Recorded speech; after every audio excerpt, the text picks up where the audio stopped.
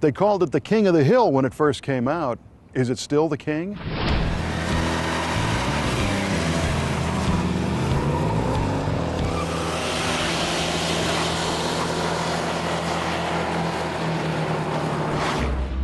The ZR1 version of the Chevrolet Corvette has always stood for power and performance, but this second generation ZR1 from 1991 boasts a few notable features not shared by any Corvette before it or since the end of its production in 1995.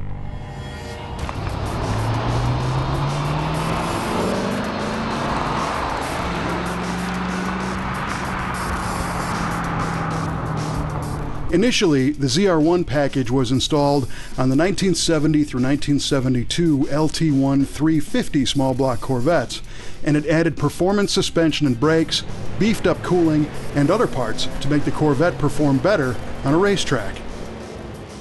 By the mid-1980s, Chevrolet developed the goal of creating the fastest production car in the world, and they resurrected the ZR1 name for the production version. Nicknamed the King of the Hill Corvette, the ZR1 would take a high-tech approach to achieve this goal.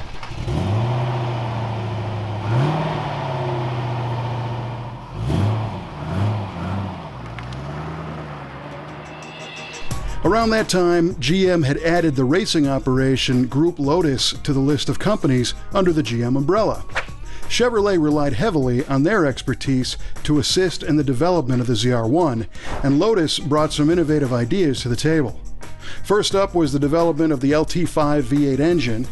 If this ZR1 was to be fast, it needed power under the hood, and Lotus saw the potential in taking the legendary Chevrolet small block V8 to the next level through the use of overhead camshafts and 4 valves per cylinder. This generation of ZR1 Corvette came out in 1990, and I vividly remember all of the hype in the magazines about the power level of the new King of the Hill Corvette. And when these things finally hit the streets, they made an advertised 375 horsepower from the new LT5 engine, and they did it without pushrods. Now, since day one, the Corvette has been a pushrod V8 with 1 cam and 2 valves per cylinder, and it still is today. However, the limited production ZR1 was a great test bed for the technology, which had been used in smaller displacement engines for decades. The result is an aluminum block still displacing 5.7 liters or 350 cubic inches, but that twisted up 375 horsepower compared with the 250 horse standard L98 pushrod 350. And Lotus didn't stop there. They revamped the engine management system for better performance and efficiency, and retuned the suspension for better high-speed track performance.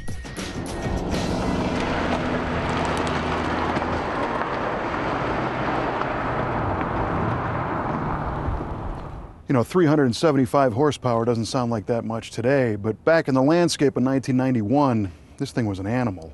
And the performance still stands up. These cars are capable of 0 to 60 in like 4.4 seconds with a top speed north of 180. Chevy was happy with the design, but didn't have the in-house capabilities to produce them right away, so they relied on Mercury Marine to build the LT5 V8 for the production engines. So now we have an American icon sports car featuring a new engine designed from a British firm, using non-traditional Corvette architecture and an outsource for engine assembly. Yeah, the ZR1 definitely did not follow the standard Corvette arc of development. But the efforts paid off, as the second-gen ZR1 proved to be wickedly fast, and the LT5 demonstrated exceptional reliability. The Z set numerous speed and durability records along the way, like the 24 hours endurance run at 175.885 miles per hour for over 4,200 miles straight, setting a world record.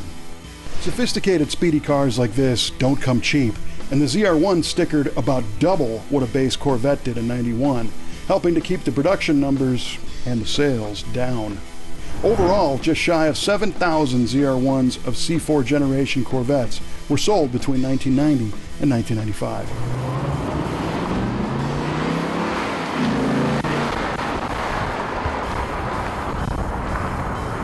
Another factor that helped keep the ZR1 a secret was the fact that the car didn't really stand out from a regular Corvette.